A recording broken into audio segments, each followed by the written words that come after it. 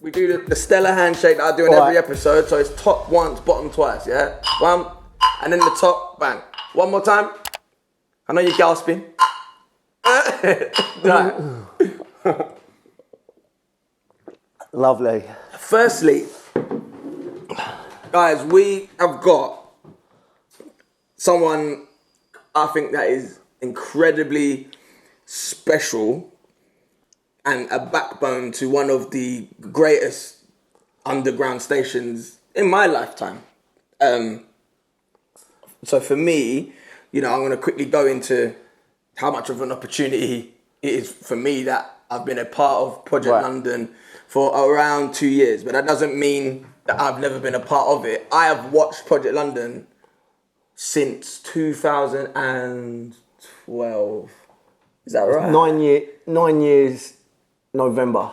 Okay, so I knew a lot of different people going on that station. Right. The buzz of the station, the sound of the station was something I wasn't familiar with yet. So I've always DJ'd. Right. I've always mixed vinyl, etc., CDs, whatever. But at that point in my life, I don't think I had been to Ibiza just yet. So I wasn't privy to the underground sound properly yet.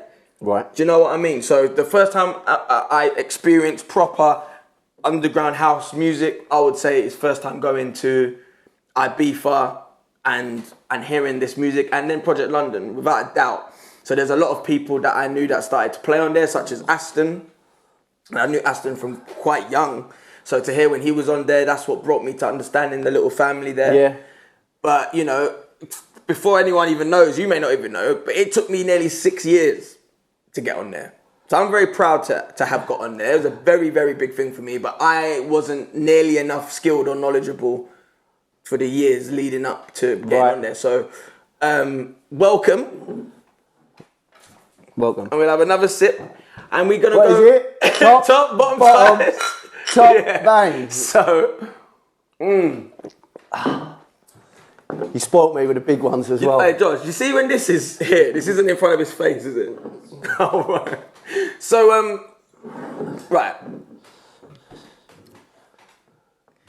Let's go from scratch. Johnny, where was you born and raised? Born in Whitechapel. Moved out of Whitechapel when I was young to Essex. Call me an Essex boy now. Yeah. With that nice little Ralphie on son, I see you. Yeah, so I moved out of London when I was young. Moved up to Essex. Been there ever since, really. Okay. And what sort of age group was that?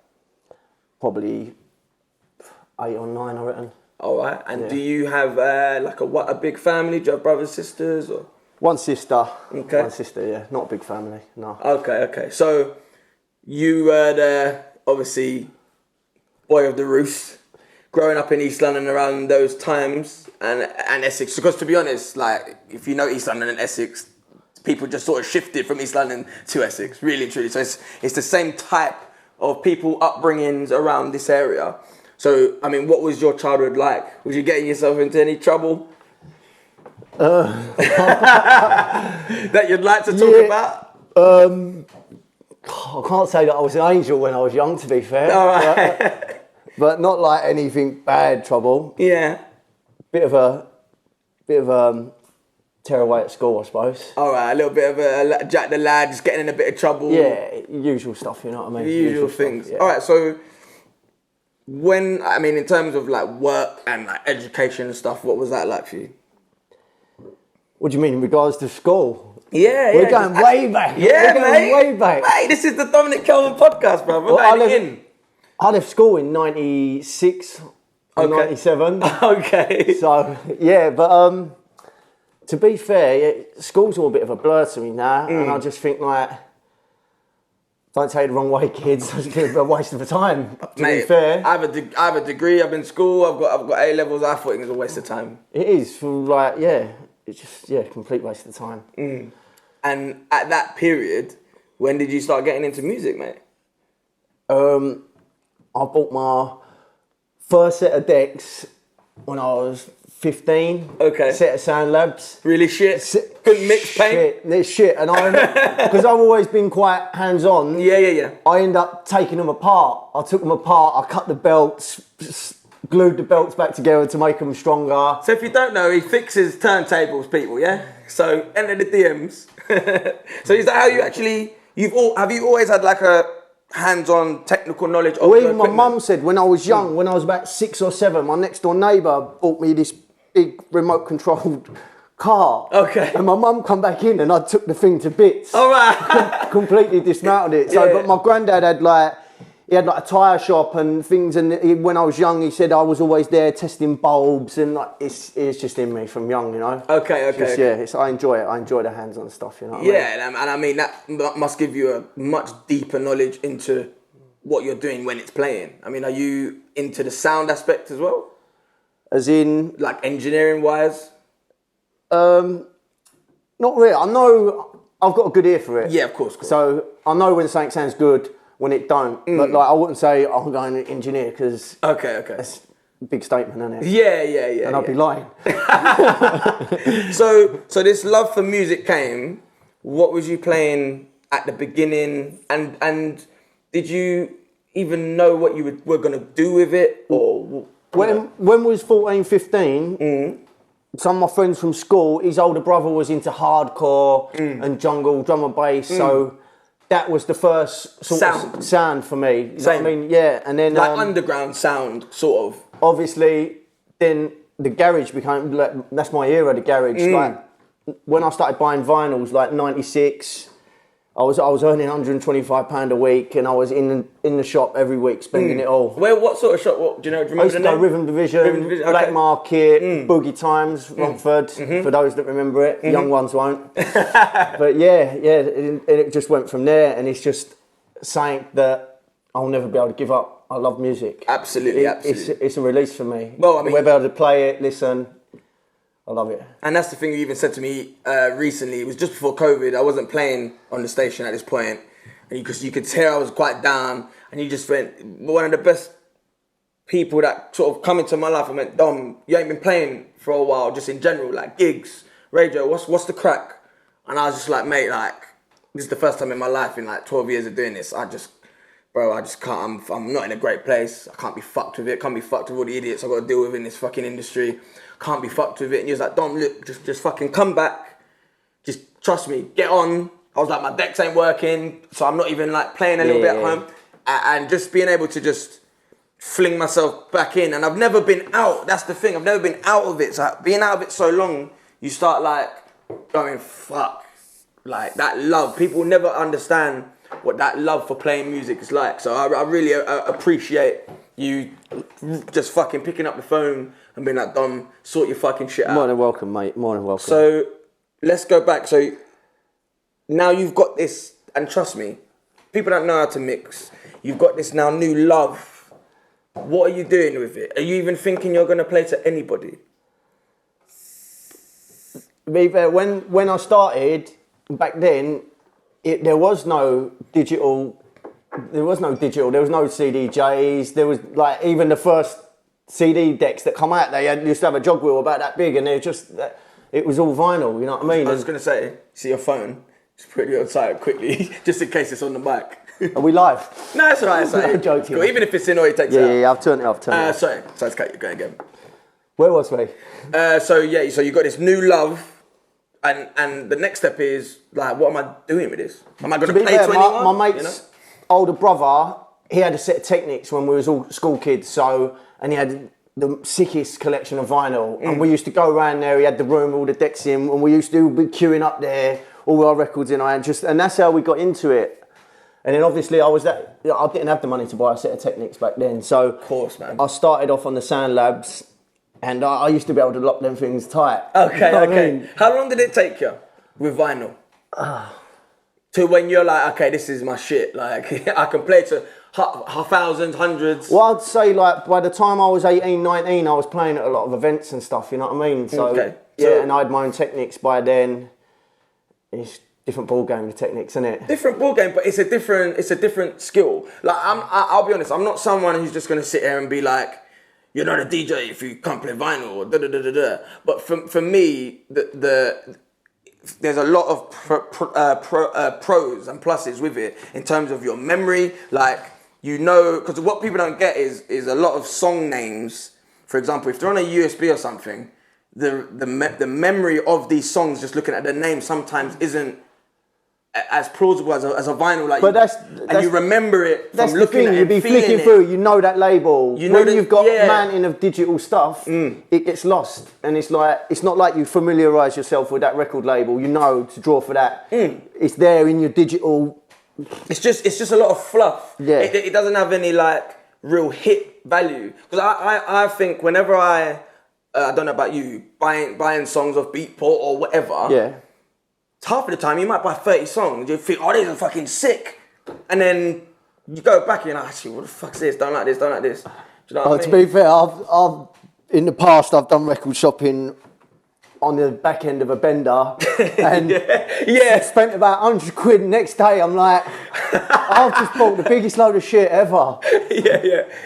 And I think, no, I'm not going to play at 80%, but in regards, I think there is a big thing now, like where a lot of people are playing vinyl. There's like this thing about, if you play on CDJs now, you're not a real DJ. Yeah. But it took me a long, long time to go from vinyl to digital, because when the digital first started, you couldn't buy any good music. Everything was digital. You couldn't go out and buy them tracks on vinyl, so you had no choice to the thing. But now it's reverting again. You know what I mean? Absolutely, man. Absolutely. And so let's go back again just quickly, because there's pivotal points that I want to really get with this story to how the amount of passion and motivation and knockbacks and growth it takes for this legacy to have happened. So at that point, you're now playing music to people. Are you just playing in little parties? Is it always been an underground thing for you? Well, to be fair, I used to play at parties when you're young and you think you play wherever. Anywhere.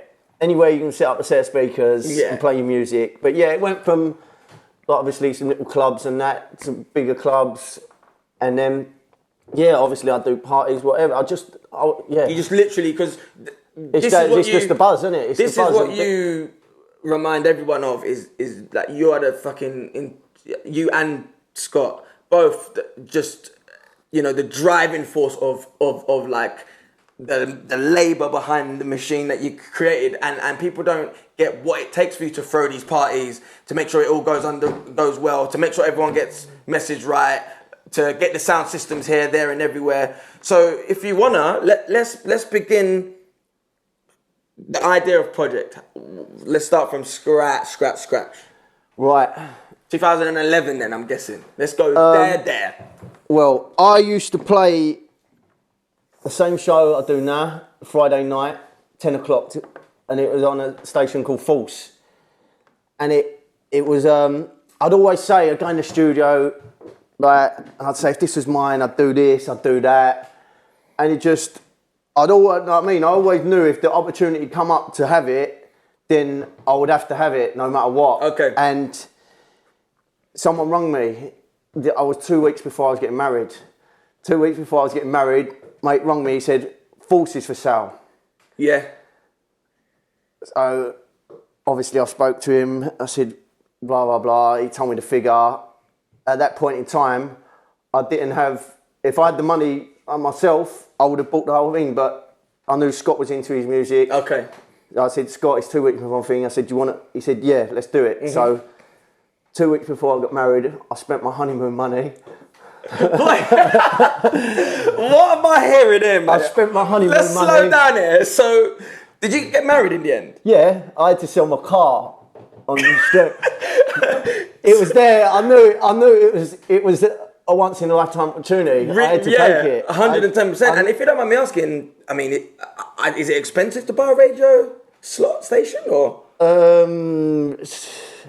It hasn't been cheap, and it's completely non-profit. Exactly, and that's another thing we'll get into that people don't understand. So it's a labour of love. It really is. It is. Especially for the people that are putting this stuff out here. I'm not getting paid for this, what I'm doing right now. I'm paying for it. Do you get me? So people don't get like the love of certain things cost. So at that point, because I do parties with my very close friend as well. Right. Now, how did you know that you were both prepared to even jump into something like this? Had you organised people to play on parties or a station before, or how did that we're going to do this? I've been involved in radio since the early 2000s. Okay. The early 2000s. Obviously, I don't want to list the stations. No, you don't have to. Yeah, for certain reasons. That was it. And then obviously the running it's like a full-time job. So it got to the point where the things I was doing before phased out, and then I just went onto a station, paid my subs like every other DJ, and just played my set every week. And I always said, if this comes, or if this was ever for sale, then I'll do this to the studio, do that, and it just sort of manifested itself. Absolutely, but manifestation comes from fucking getting your ass up and having to deal with a lot of fucking idiots. Because I always sometimes think like, if you could just do everything yourself, you would. I think most people say that, but it takes a lot to do what you and Scott have done, which is why obviously this story is so important. So let's talk about, so you've got it from Force now at this point, yeah? Right. So now you've got complete rights to this radio station. And was the number one at that point? Yeah. Right, so now they're alleviated of their name, everything now. Yep. And how did you get the name Project London? Basically, we sat down, we must have been doing it for a week or so. We, pen and pad, just brainstorming. Anything we liked went on the paper. Mm-hmm. Then we obviously whittled it down to the last few. And then it was Project, and then Project London. Mm-hmm. And the rest is history. Okay, that we're going in full detail into, right? So now you've got a name. So are you and Scott the only DJs at this point? To be fair, I think we upset a lot of the DJs from the station before because from the switch over. Yeah, because there was only a couple of DJs. Yeah, well, not in that sort of, but basically we knew where we was going with it. We was rebranding it. We was making it dedicated house music, underground house music, whereas before you could have put it on anyway. It could have been drum and bass, garage, hip hop, blah blah blah blah. Because Force in my head used to be quite tech housey. No, it was very very mixture. It was right across the board. Well, it was from what I can remember anyway. I can't remember. It was a great station. Great station. And they used to throw parties at the warehouse in North London, no? Right? No, I'm not sure about that. Oh, okay. I think we've done one there. We've done a project takeover there. Yeah, before. You've done one there before, we had Lee Foss down there, I think. That might have been the one I'm thinking of. Yeah, no, that probably was. And what, 2012 or 2011? Or? It was the early days, so it might. No, because I used to go there quite a lot, because literally we would get a dodgy, there's a dodgy cab driver. Yeah, he lives on this road. And we used to get all of us, literally about 8 of us, in one cab from the geezer up the road on this road down to A406, and warehouse would be there. But at those points, it had a lot of different nights like Kinky, Malinky, those types of nights at that point. Yeah, I remember. We used to get down there quite often. Yeah, so now you've got this sound now, because obviously sound's always evolving, and I don't care if you're into music. To be honest, the sound, the underground house scene hadn't actually exploded at this point. It was on the verge. On the cusp, yeah. When we hit it, coming with Project, an underground house station, it blew up. It blew up from the start. And from the start, yeah, because obviously it's a different time now. Because at that point, social media's about. Yeah, but nothing in comparison to what it is now. So what was the reaction from all of this? How did you sort of gauge like what people were feeling about this station? I don't know how to answer that. So think of it like, did people call you? Were you getting letters? Were people ringing, I can always remember, we were playing on the radio, and I think obviously people was used to listening to electro or funky house or whatever, and I had some guy call up and he was like, what is this music you're playing? And it was like Chicago, the early Jacking House, like this is like 2008, like Joey Youngman's sort of stuff and that. And like, yeah, I just remember that. I remember that call. It's just something that's always stuck with me. Like, Okay. you did, like, people weren't even ready for it back then. You know what I mean? Yeah. So yeah, I think we just come in at the right time. Mm-hmm. And in terms of it being a pirate radio station at that point, right? Right. How did you deal with those things? What do you mean? So, were you experienced in actually knowing exactly what you're doing? Like, when you're in terms of running this station, it being pirate, it being on all day, you having to move around. Did you know that was you prepared that that's what's going to come with having a station? Totally. Okay. Totally. And was that heavy? Was that hard? Because I mean, I don't know how many DJs and stuff you had at that point. Well, the running of the pretty much the station runs itself. Like, but obviously, back in the day when I did put up aerials and whatnot, it was cat and mouse. They put them up. You put them up, they take them down. We're back up again the same night doing it. As quick as you take it down, I've been there. We'll go and put it back up, you know. So, but yeah, them days are long gone now. I'm just a backseat rider. Yeah, and like, so tell the people what it takes to actually even build something like what you've done. In regards to what, building the whole thing, to have people listen. Patience. Okay. Patience is what it takes. And why is that? Because it can test you out. Patience, passion, dedication. Okay. And so at this point, do you remember who the first batch of DJs were on Project? Those that you'd like to say anyway. I remember we kept two in particular DJs from Falls. One of them was Danny Chaos. Okay. The other one. Big up yourself, Chaos. The other one was Matt Emulsion. Okay. But yeah, Matty.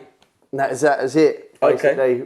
The 98% we didn't obviously bring over to us because it just wasn't fitting. Yeah, it was nothing about them as DJs. It was just the sound what we was building and creating. And what hours were people playing at that point? What is in the slots? I'll just. Sure, to be fair, I can't remember now. Because I remember. It's nearly 10 years now. And Rash and Charlie used to be on there. Big up yourself, boys. And I remember the early stages in my head was always like 8 to 10, and then you might have some in the day. I can't remember if it was fully on all day though.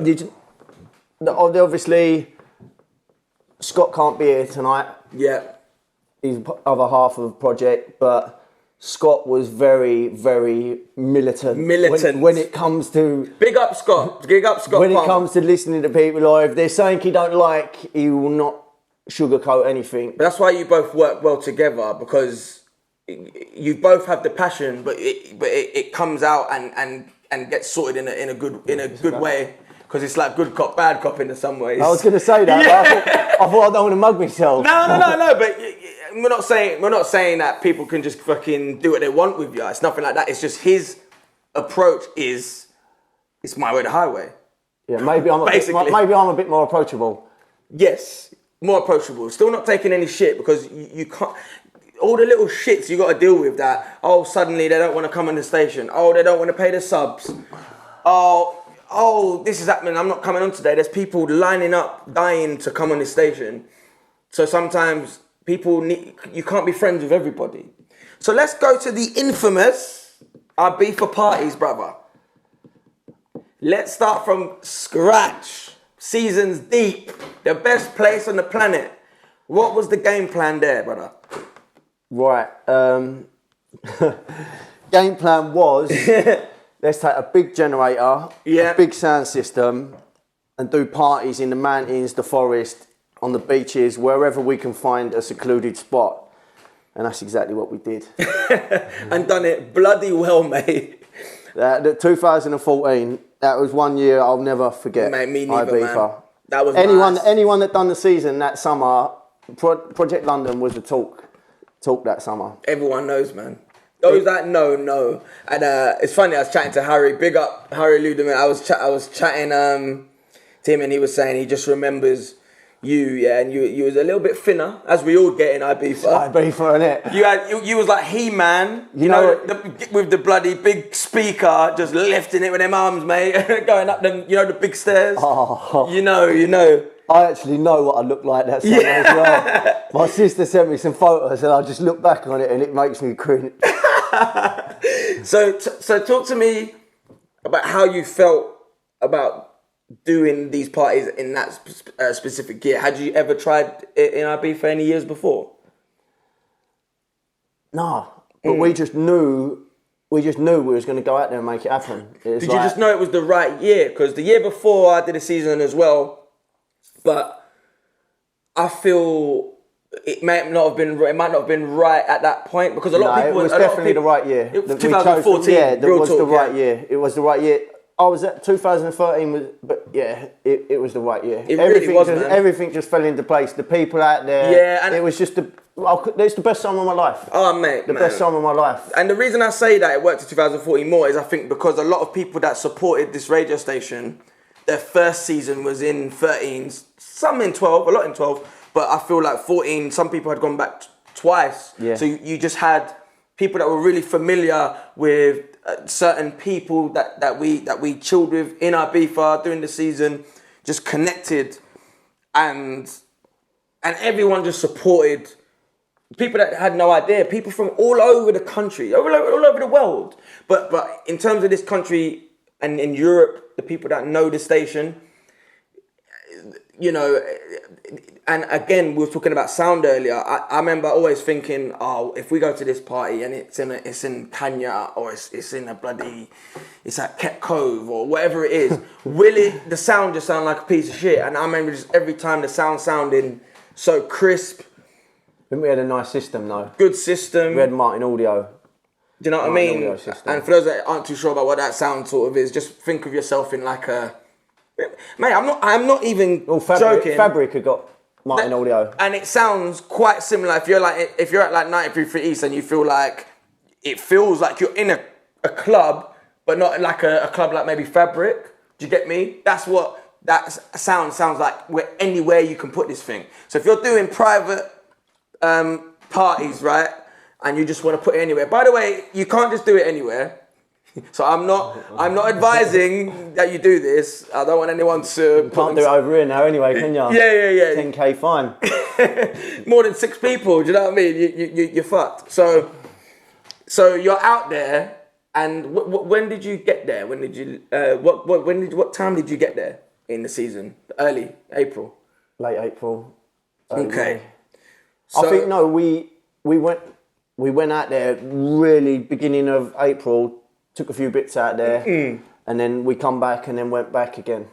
Okay. And I went to about, because I was working like a fucking animal out there, so I went to about 3. I think I went to about 3. Do you know if there was any parties that you couldn't do? Did they get shut down by Guardia or anything like that? There was a couple that got shut down. There was a couple. I wasn't at any that got shut down. So we done one. It was a place called Club Festival. It was like an old like Colosseum style. Oh yeah. We done one there, and we started it. It was like an afters. We started it like early hours, like 5 or 6 in the morning. Yeah. But the police come and they just made us turn the generator off, and then they made us turn the music off, but they didn't kill the party because. They come back with these 2 like JBL. You see like the big Beats pill, but they were like 2 massive ones. Oh, right, okay. And there was just a group of us, and we all stayed there and just like. So they didn't take did they not take the equipment? No, they just made us turn the generator off, and like basically, we just stayed there. We did the wireless things, and we made a party out of it still. So let the people know, right? Just for people that aren't too sure, if even in this country, for example, if you're caught doing a private or a legal party, whatever you want to call it, what can the old bill do? Like, what do they normally do? Do you know? What, in this country? Let's say in Spain. Well, first. I can tell you what happened. I can tell you exactly what happened. Go on. They seized all your equipment, which they did once. So everything, and did they let you buy it back? Yeah. Oh, really? I think So they let you buy it back? I think Scott, the first time Scott went to get the equipment back, they wanted something like 11,000 euros. Wow. Then the second time, they put it down to like 5,000. Okay. Scott paid it and got all the equipment back. And so do you get a fine on top? No, that's just it. That is the fine. But I don't know. And do they try and obviously, as find it stands out today? It might be different. Do they try and find out who runs the party and all of that, or not really? Or I just think it was all about that. it's all about dough. It's all about the dough, mate. Well, look, we're gonna go into quite a heavy subject, all right? And obviously, we'll only talk about what you want to talk about and what you're able to talk about. So you then fell into a situation, Right. which landed you to go to prison. Yep. For how many years? So I don't get it wrong. I got a 6-year sentence, but I done 4 year, 3 months of that 6 year. Okay, so let's go from scratch. So, I mean, how much can you talk about why you went in there? Well, I'm not going to go into details of what I got caught with. No. Obviously, it's Ibiza. A lot of people have been there. I got involved in something out there. And yeah, I didn't get caught in the summer. I got caught in the winter. Mm-hmm. And did you go home first then? Did you yeah. Oh, and then did you go back? Okay. But this is something like it's been really big for me because of course, man. The day that I got arrested, there was 2 other people with me. Okay. Now, one of them people I couldn't give a shit about because he's not a proper. But the other person ended up. I hardly knew him. Yeah. Mm-hmm. And I never, in the first instance of me arrested, blah blah blah. Is this your? I didn't admit in the first thing. I was waiting for a lawyer. I was a bit. So was you with them as well? Yeah. So this is what I'm going with. So basically, the strength of that, now my friend, good friend. I'm not going to say his name on thingy. No, that's a good friend. I've got so much time for him. Mm-hmm. He got 3 year sentence as well, and he done the full 3 years of it, and that's something that I've carried that whole time. That's a huge burden of guilt I've carried with me this whole time. But yeah, you can't change what's happened, and off the back of it, I've built a really good relationship with him. I've got a lot of time, a lot of time. And were you both kept out there then? The first I was on remand for 11 months in Ibiza. Mm-hmm. Then from Ibiza, I had to go to court in Palma, Mallorca. Okay. Sentenced in Palma, Mallorca. Obviously, guilty of court bang to rights. There's nothing we could do. Mm-hmm. So I'm guilty. Done another year and a bit in Palma. Made an application to transfer back to English prison to finish my time back in England. And did they grant you? They did, but the time that it took for me to transfer back, I'd already basically done 2.5 years in Spanish jail. Okay. So then, it not like in English jail, for instance, you get 6 years, you know you're serving 3. Mm-hmm. In Spain, you get 6 years. You don't know. You might serve 10. You know, yeah. Basically, you don't know where you stand. There's no like halfway. You know, at least halfway I'm getting out. So that's why I transferred back. So, but then where I transferred back, they cut the remaining time of what's left, and you have to do half of that. So it worked out. Okay. I've done more than what I should have, but okay. So when you're on remand, just so people are informed and understand what it is, right. Is that you've been arrested now and you don't even know how long you're doing yet? Is that what remand is? Well, yeah, you're just on remand waiting trial. Okay, and you did 11 up to that point, not even knowing what's 11 months, yeah. 11 months thinking, Jesus, am I going to get this? Am I going to get that? And listen, the amount of time I've known you, Jonny, like, you're a very, very charismatic, giving, strong, mentally and physically person that I deem, I hope you do too, I deem you as a friend in my life. Yeah, man. And how did you deal with just being actually in prison, I guess? Was it anything you felt like that you imagined before, I guess? What? The hardest part is shutting your mind off to what is going on outside. Especially being in Ibiza prison, all your friends coming to visit you, and it's not like English, you can sit down in a seat, you can have a hug with your family, you're on the other side of the glass on the phone like an American, so you're seeing all your friends. That was hard. Like that, I think the hardest part was the beginning part in Ibiza jail, especially when it come to the closing parties, and I could hear the music from my cell. Jesus. I could hear boom, boom. And that's boom. October time, right? Yeah, you could see. I could see a White Tower out my window. So let's go back quickly. So when you went home, what part of the season was that again? Like September? I went home. No, October. Okay, and then you came back again. I went back New Year's Day to go DC10. Oh, so the next year is when you could hear the closing parties. Yeah, when I went. Yeah. Obviously, we'd done the season My 2014, done the parties, left October. I went back to party New Year's Day, DC10. And what happened to me a few days later. So while you're obviously out there, I mean, you've been now in both prisons. What was the experience like in both? Was one easier than the other? I mean, however easy it can be, Jonny, but... To be fair, they've both got their pros and their cons. In the Spanish jail, you're out your cell all day, you're in the sun. Bad. Do any of them One speak of the cons. Do any of them speak English? Do a lot of them speak English? Not really, no. So how do you deal with that then? Do you have a translator? Learn Spanish.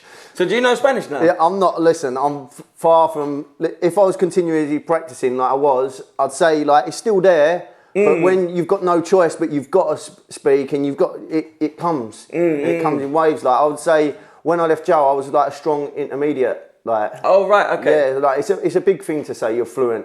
In another language. Yeah. Yeah. Like, I mean, I'd be lying if I said that, so... So, for the youth, right, and not even youth, anyone, because listen...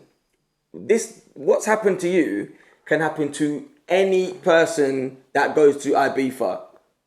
It could happen. And you know, and you lot know what I'm talking about. So all I'm saying is, for anyone that out there, I mean, what was the biggest thing you sort of learned out of the whole scenario in terms of people that may not have been there for you to maybe doing things different, all of that shit, basically.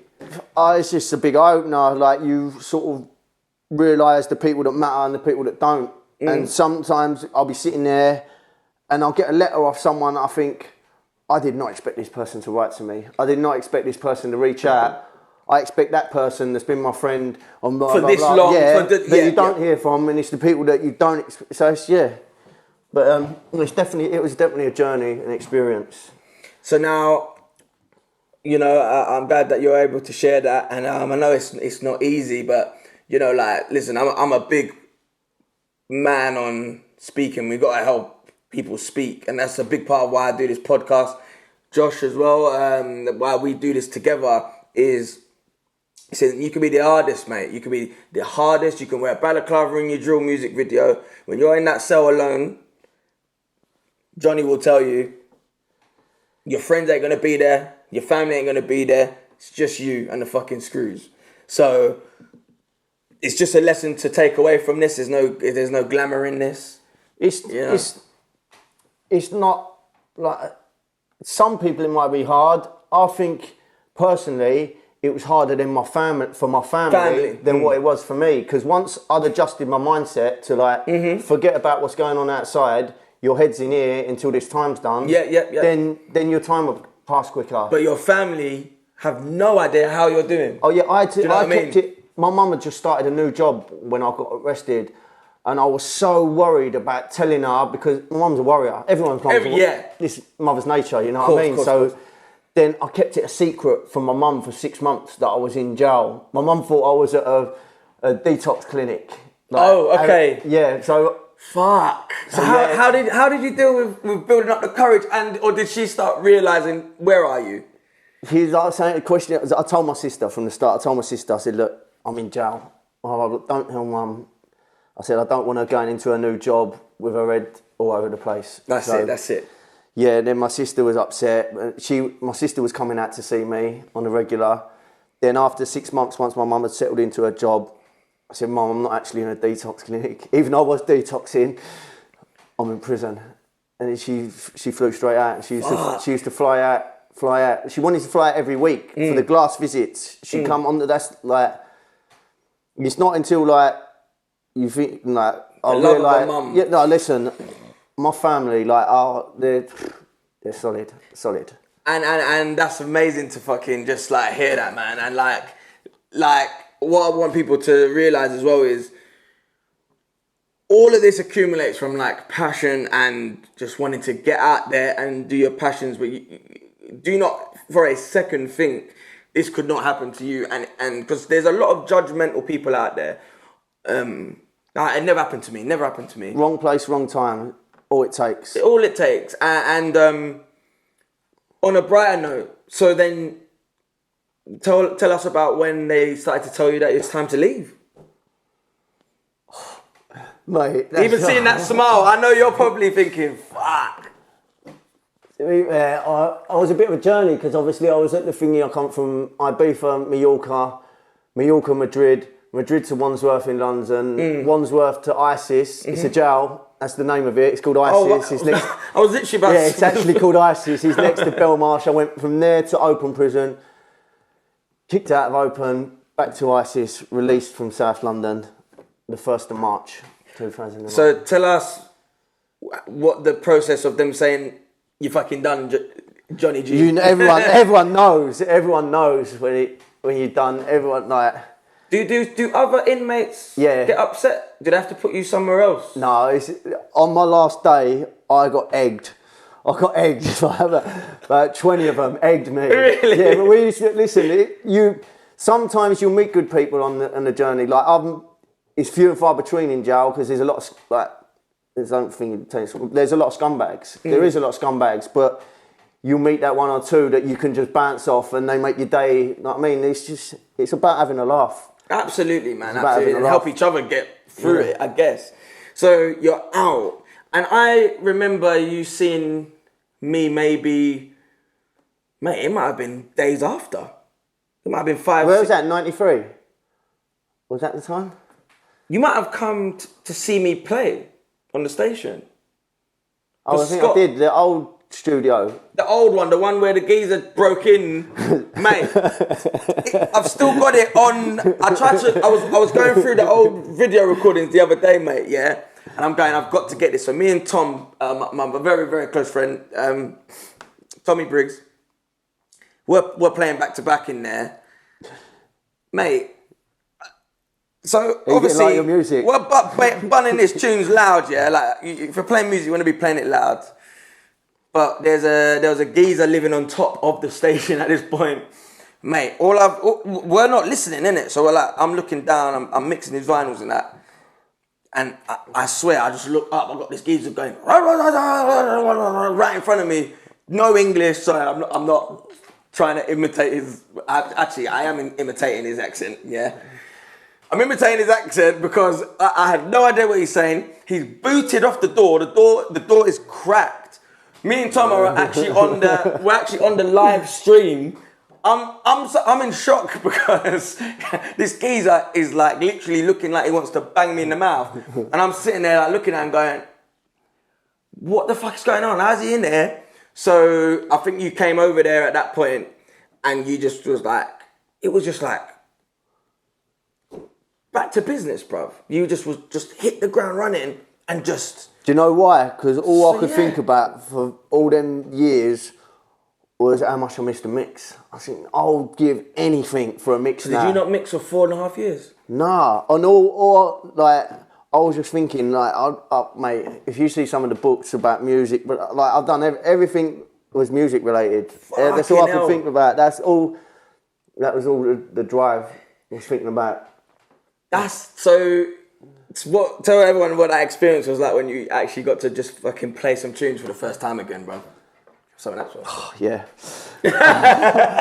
I can't even tell you. But I bet it was fucking bliss. And I'm telling you, yeah, and tell me if I'm wrong, when you play music to people, big club, 6 system, packed, I think it's better than sex. Is that a big statement? Big statement. But you see where I'm going. I know. Tell me, you're not the level of. You're controlling this fucking room. So tell them just like how that experience. You know, you're out now. The radio station's on again. You've taken control of everything again. Scott's gone away. And, you know, tell everyone what that experience is sort of like. Well, I just knew because I sat there. Obviously, Scott had too much on his plate while I was away. He's obviously got business. Yeah. It was, and then he had all the radio stations to do with his own business. It was too much for him to cope with on his own. Obviously, well, to the point now where I was just out and I was hungry. Mate, I thought you weren't sleeping, mate. It was just like you was ready to just push, which I admired, man. Like at the time, you know. It just needed a little bit of love. It needed a little bit of love injected back into it. You changed the location. Proper studio. Well, no, you changed it. You changed it once in between as well. Oh yeah. And they weren't really feeling us down there, though, was they? I liked that one though, but it was a good location as well. But it was just getting just like. Oh, what are you talking about? The one just down the road from the other one. Yes. We can't disclose where the studio is. So DJs never do that. You know it. That was soulless. You didn't like that one, did you? It was soulless. The one now though. Yeah, you go in there and you want to be able to feel. You want to. Know what I mean, I went in there. It was a soulless room. It was. It had no vibe, no nothing, and like I was like, we need a 6 studio. And I also had people try and fucking boot my car door off. Oh, they was banging on the walls there as well. I come out and after I finished, and I think I used to do 8 to 10 at that point. Wednesday. Tuesday or Wednesday, one of them. And obviously it's late now and it's dark. I've got the keys for the studio, all my vinyls in my hands like that, trying to juggle them. Then 3 geezers, what's going on, mate? Can't fucking sleep and all this. And I'm like, Jonny, mate, I can't be dealing with this, man. I'm trying to play some tunes, do you know what I mean? That's the only problem with having a studio near residential. 100%. It's no. But this one is. The artwork, everything is on point. You can have it as loud as you want in there. No one's complaining. It's a vibe. Oh, I see. And that's what it's about. I like the DJs to go in there and enjoy it. Exactly. It just makes the experience a lot better. Like all the rules are, can you play at this level and then you shut the door at this height and obviously there's a level of respect still. You know what I mean? Of course. But like at them sort of places before where you've got neighbours and you've got to be a bit. What's the word? Considerate. Considerate. You've got to be a bit considerate. It's never going to work. It's like I went in there and I like to have it loud. I'm the same. I love it loud, like because it just feels different. Do you know what I mean? Because I guess when you find music, you listen to it loud, like me, yeah. Yeah. Do you know what I mean? So, well, look, Jonny. Lastly, man, like I think we've unfolded a lot of the story. Behind the success of the station, and you and you're are you feeling good in yourself nowadays? I know it's fucking a very strange year. It's a very strange year. Very fucking strange year. I'm feeling good, man. I'm feeling good.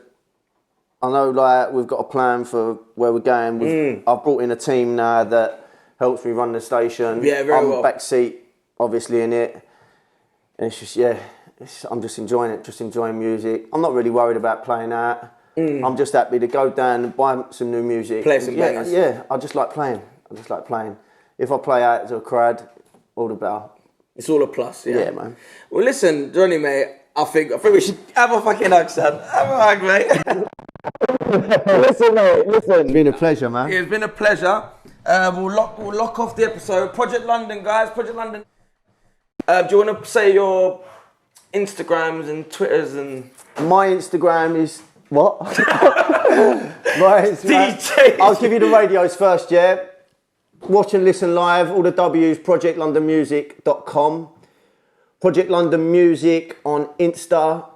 Project London Radio on Facebook. Project London Radio on TuneIn. Big. And mine is DJ Jonny G PLR. That's my Insta. Guys, it's been emotional. That was fucking so fucking sick.